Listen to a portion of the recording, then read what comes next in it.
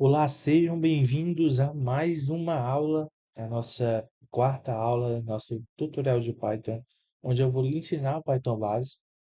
Bom, eu sou o Luiz Henrique e hoje o nosso assunto é sobre laços de repetição, onde a gente vai trabalhar com os loops while e for. Então, vamos sem demorar, sem demoras, vamos começar. Em relação ao seguinte, vamos começar com o loop while, e eu deixei aqui até um bloquinho falando o que é o conceito de um loop, para quem não tem esse conhecimento. O conceito de loop, também conhecido como laço de repetição, refere-se ao comando que permite que uma sequência de instruções seja executadas várias vezes até que uma determinada condição seja satisfeita. E bom, em relação ao que é o loop while? O while é a estrutura de repetição while, que significa enquanto.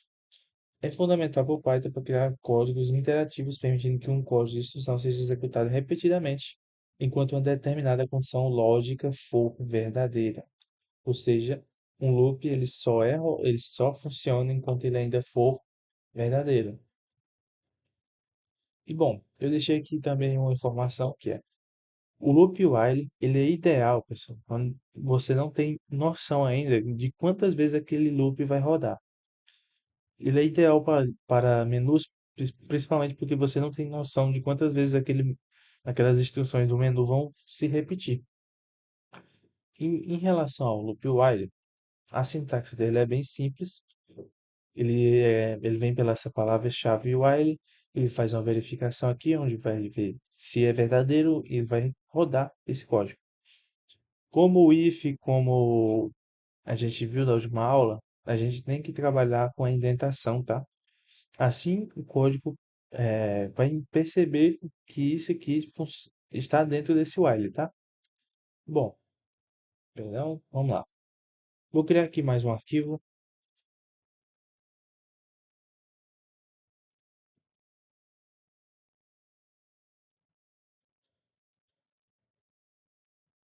e vamos fazer um exemplo. Eu vou criar aqui uma variável x igual a 1. E o que eu quero que essa variável faça? Vamos lá, primeiramente, eu vou fazer uma verificação onde, enquanto x for menor que 10, eu quero que esse bloco de instruções aqui funcione. E é bem simples, eu quero fazer só um printzinho com x, tá? X mais igual a 1. Porque assim, toda vez que esse bloco de código aqui print e essa variável x aqui for rodada, esse x aqui que era 1 vai para 2, vai para 3, até quando o loop não for verdadeiro, tá? Eu coloquei aqui errado, eu coloquei igual mais, ao contrário, tá? Vamos lá. 1, 2 até 9. O que aconteceu aqui de forma bem prática? A condição é o seguinte: x é igual a 1. X é menor que 10? É. Ou seja, printa x e adiciona mais um a x. Agora x é igual a 2. X é menor que 10? Printa x e adiciona mais um ao x. E assim até quando essa condição aqui virar falsa. Beleza? Se eu colocasse aqui um 11, ele iria até 10, tá? E bom, em relação ao loop while, ainda tem mais algumas informações sobre ele. Primeiramente, o loop while, como eu falei, ele é ideal para um código que você não tem noção de quantas vezes ele vai rodar. Ou seja, ele tem uma forma de você deixar ele infinito, que é utilizando o valor lógico true. Por quê? O while ele só faz uma verificação que é o seguinte: ele pergunta, é verdadeiro? Se for verdadeiro, vai continuar rodando aquele código até que ele se torne falso. Ou seja, se a condição é que ele é verdadeiro, ele sempre será verdadeiro, ele sempre estará rodando até que você interrompa o funcionamento dele. Aí você me pergunta, como é que eu poderia interromper o funcionamento de um loop infinito? Em relação a isso, existe o comando break, que é um comando de interrupção. Ele interrompe o loop imediatamente e salta para a próxima instrução fora dele, independente da condição original. Bom, eu posso fazer aqui, pessoal, um if. If, quando x for igual a 5, eu posso fazer o seguinte: eu posso printar o x e vou terminar o loop. Então, o que que vai acontecer de forma bem simples aqui, tá? Ele foi até 5. Por quê? Mas aí você me pergunta, mas o loop ele não era até enquanto o loop aqui fosse menor que 11, enquanto o x for menor que 11, ele iria rodar, não é? Entretanto, usando a palavra-chave break, ele quebra aquele loop e não importa se a condição ainda for verdadeira ou for falsa. Você pode usar isso para quando você estiver criando um loop infinito, para quando isso acontecer, você possa parar esse loop. E bom, também temos o comando de controle, que é o contínuo. Interrompe apenas a interação atual e faz com o programa retornar ao início do loop para testar a condição e iniciar o próximo ciclo. De forma simples, ainda nesse exemplo, dá para a gente testar isso, tá? Eu vou fazer a mesma verificação aqui, mas eu vou tirar o break e vou colocar um contínuo. Eu vou fazer o seguinte, vou colocar esse print aqui mais para baixo, para vocês perceberem o detalhe, tá? Vamos lá, vou rodar esse código. E bom,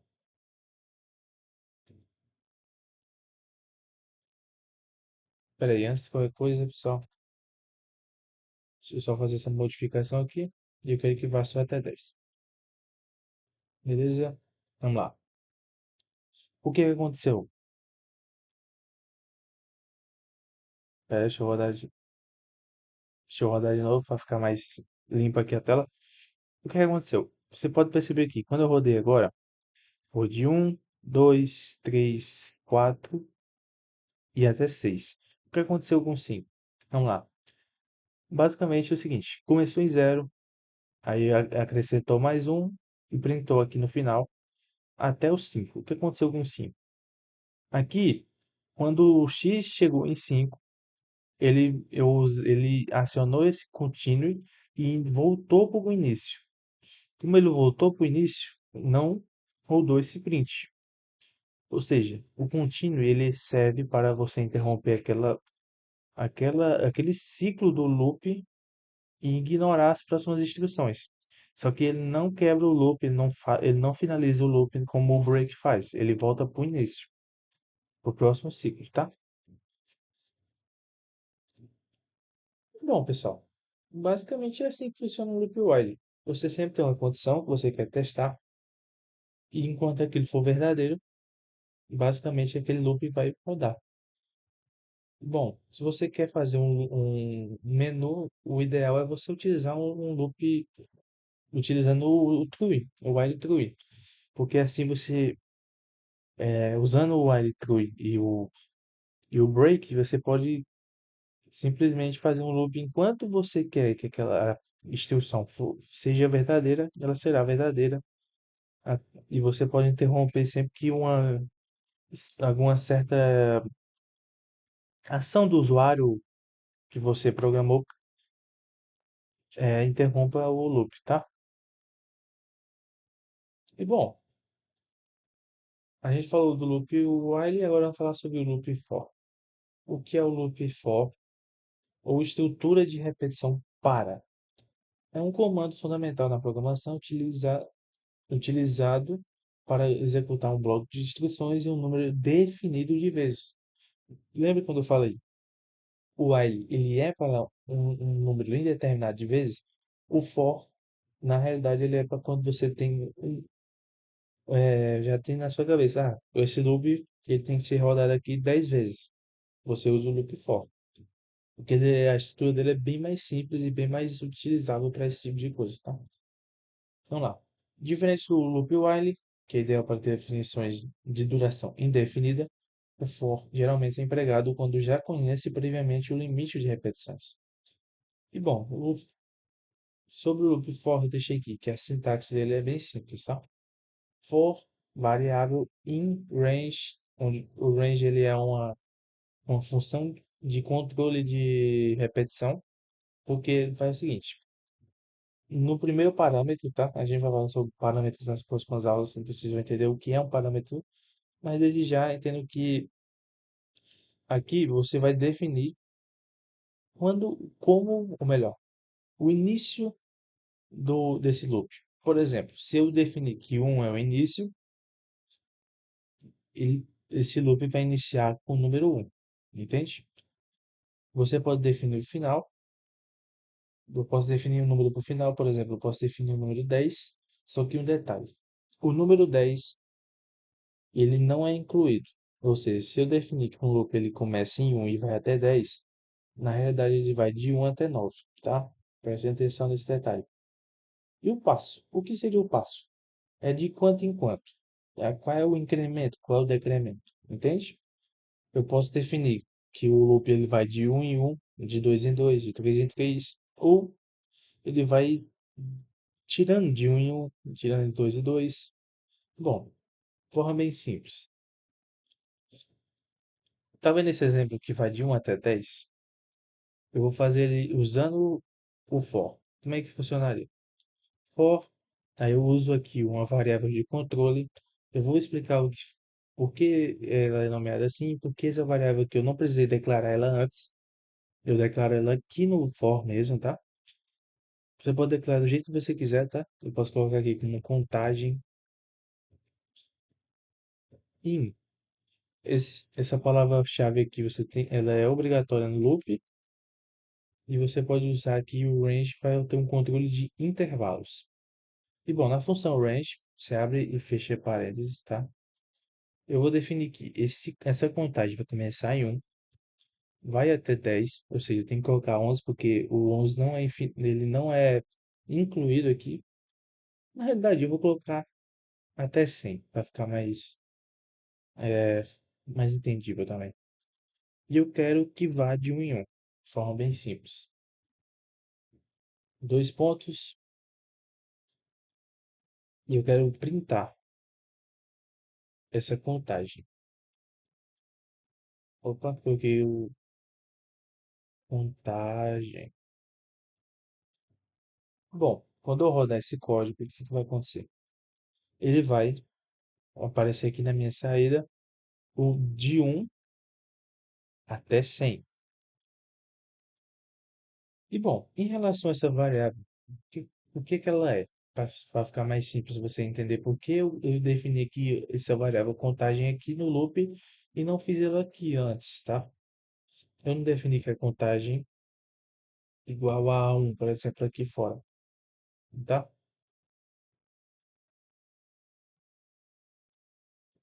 Bom, lembra dessa variável contagem? O que é que ela é? Ela é um iterador ou variável de controle. É uma entidade utilizada dentro das estruturas de repetição para percorrer sequencialmente um conjunto de dados ou intervalo numérico. De forma bem simples. Você vê esse contagem, olha aqui na saída. Eu pedi para ele começar em um. Essa variável contagem, ela se tornou um aqui. Ou seja, quando ela foi printada na tela, ela era um. Aí eu pedi para que esse incremento, ou seja, toda vez que o loop rodasse, ele fosse de um em um. Ou seja, na próxima loop, na próxima o ciclo vai ser 2, no depois vai ser 3, 4, e eu defini que o final vai ser até 101. Ou seja, ele foi até 100. Então, basicamente é isso. Sempre, basicamente é assim que funciona ela percorre essa estrutura aqui Dessa maneira, ela tem um início, ela tem um final e ela tem uma maneira de incremento. Outra coisa, se eu colocasse o loop dessa forma, ele daria o mesmo resultado. Por quê? Por quê? Porque o incremento natural já é de um em um, tá? Ou seja, se você for fazer um loop que o incremento é de um em um, nem precisa colocar, tá? Mas, por exemplo, se eu colocasse de 2 em 2 aqui,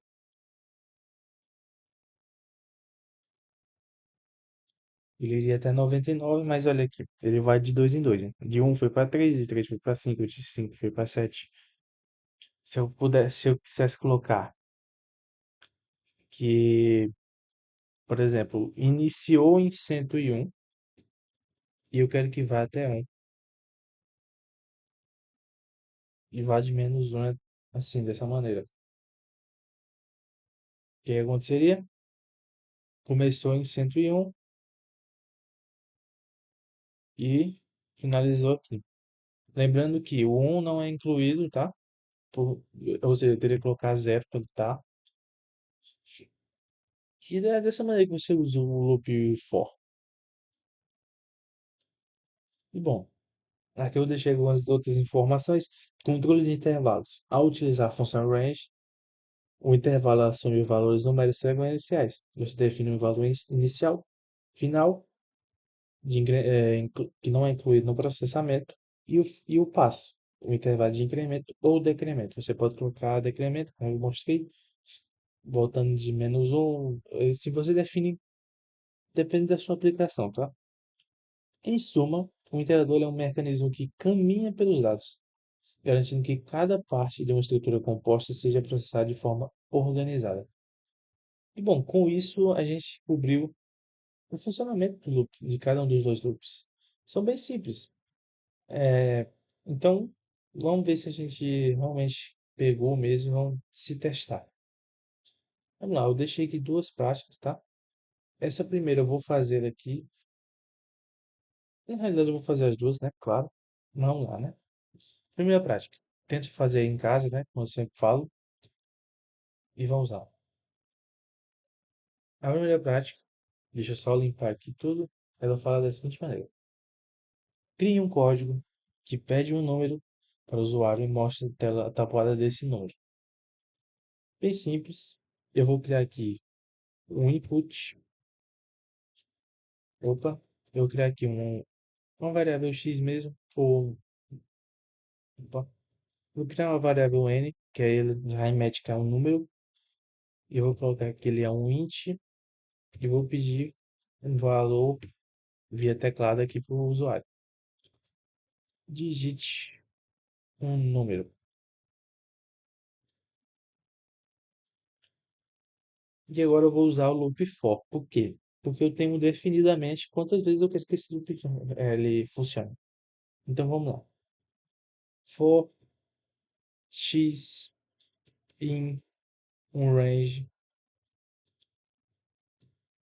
da seguinte maneira. Eu quero que esse x ele seja um no começo, ele vá até 11, ou seja, ele vai até 10 de um em um. Eu não preciso nem colocar que é de um em um. E aqui eu vou fazer um print. Vou usar fstring. E bom, n, opa, n, eu vou fazer essa formatação aqui, tá? Mas você pode só fazer a multiplicação mesmo. N vezes x, assim vocês até vão perceber como é que funciona o loop aqui. É igual a n, o vezes, que é o asterisco, x. Vamos lá. Quando eu rodar, ele vai aparecer aqui. Digite o número. Vou digitar aqui o número 10. E a gente tem aqui a tabuada do 10. 10 vezes 1, 10. Até 10 vezes 10, que é 100. Beleza? Você pode fazer essa formatação assim, usando o fstring, tá, pessoal? E bom, vocês até podem perceber como é que funciona o incremento. Eu usei aqui dessa variável x. E o x na primeira ele era 1 e no último ciclo ele era 10. Sempre indo de um em um. Bom, se você fez algo parecido, você pode até ter usado o while, tá? Não tem nenhum problema. Eu usei o for porque ele é mais recomendado para esse tipo de exemplo, que você tem um número definido de forma, de maneira não, definido de quantas vezes aquele loop vai rodar. E bom, o segundo exemplo é o seguinte: crie um sistema de lanchonete com, com um menu. Um, pastel, R$ 3. Dois, coxinha, 3,50. Três, esfirra, R$ 4. E quatro, suco, R$ 2. O programa deve somar os valores dos itens escolhidos em uma variável chamada valor e perguntar se o usuário quer mais itens. Se sim, repete o menu, se não, encerra e mostra o total a pagar. Bom, basicamente a gente pode fazer dessa maneira. Como eu não quero prolongar, pessoal, eu vou fazer da forma mais rápida aqui, tá? Primeiramente, vou criar aqui uma variável chamada valor, que começa em zero, e vou criar aqui um while, que ele é verdadeiro sempre, ou seja, eu quero criar aqui um loop infinito, e vou criar aqui também um menu, tá? Opa, range, menu, opa, menu. Eu vou usar aqui também um comandinho que é o barra N, barra invertida N. E o que que ele faz? Ele quebra a linha. Ou seja, ele vai saltar a linha para a próxima, tá? Vocês vão ver aqui de forma mais simples, tá? Vamos lá. Vocês podem fazer assim também, tá? Dá Enter e bota mais e dá Enter. E bom, um é pastel, ele custa R$ 3.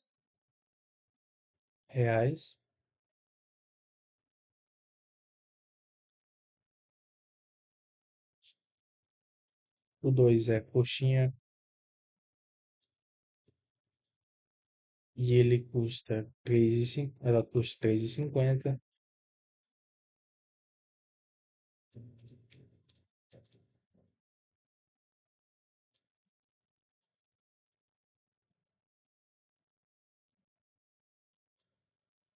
O 3 aqui é esfirra, já tinha esquecido. E ela custa R$ 4.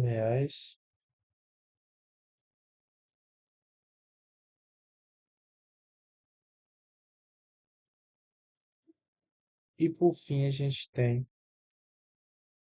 o suco, que vale R$ 2, tá? Beleza? A partir daqui eu já posso começar meu código. Vamos lá. Vou criar aqui uma opção, criar uma variável para ter essa opção no caso. Vou colocar só uma setinha aqui mesmo, tá? Eu vou pedir para o usuário dizer a opção. Vamos lá. If, fazer a verificação para cada uma dessas opções. If, se a opção for igual a, entre aspas, um, porque eu usei o input aqui sem definir que isso aqui vai virar um int, tá? Para menus eu prefiro fazer dessa maneira, tá? Principalmente para menus simples. Vou colocar por enquanto que ele vai quebrar, só para mim já ir trabalhando nas outras opções e fazendo uma por uma, tá? Dois.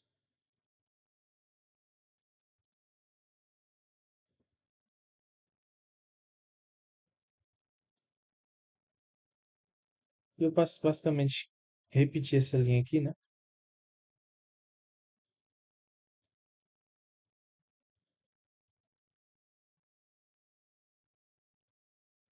E só ir substituindo.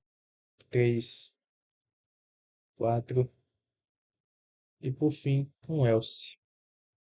Para captar qualquer outra opção que o usuário digitar que não seja uma dessas que eu defini aqui.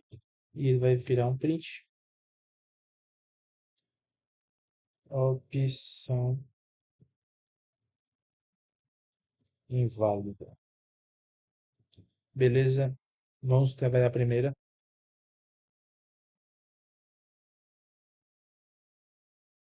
A primeira opção é a seguinte: eu vou definir que o valor vai ganhar mais igual a 3, beleza? E vou fazer uma outra verificação, que é a seguinte: if, aliás, primeiramente, eu vou definir aqui uma opção, op igual ao input,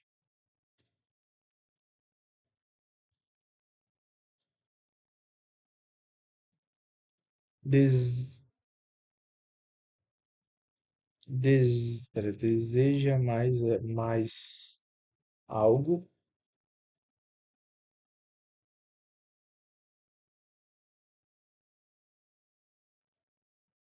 Pessoal, pensei aqui rapidamente e para esse exemplo aqui, eu vou usar uma abordagem mais simples, tá? De como fazer essa verificação. Porque é o seguinte, eu queria fazer uma verificação onde você coloca S para sim e N para não. Só que eu queria fazer ela de uma forma bem mais simples. E na última aula, onde eu vou tratar sobre funções, eu vou mostrar uma maneira bem simples. Então, desde já, lá eu vou mostrar uma maneira mais simples. Por enquanto, pegue essa opção. Eu vou usar aqui um comandinho chamado lower. O que que ele faz? Ele vai transformar o texto que eu escrevi aqui em letras minúsculas. Ou seja, se eu escrever S maiúsculo, vai virar minúsculo, tá? Se esse texto for igual a S, ele dá um continue. Caso não, pessoal, ou seja, else, caso ele digite qualquer outra coisa que não seja S, ele só vai dar um break. Perfeito? E bom, vou replicar essa linha aqui, tudo isso aqui nas outras, tá? Um uso de função, pessoal, isso aqui eu vou mostrar uma maneira bem interessante, então, desde já, eu vou deixar dessa maneira aqui para mostrar na última aula. Como é que eu posso fazer? Ele é 3.5.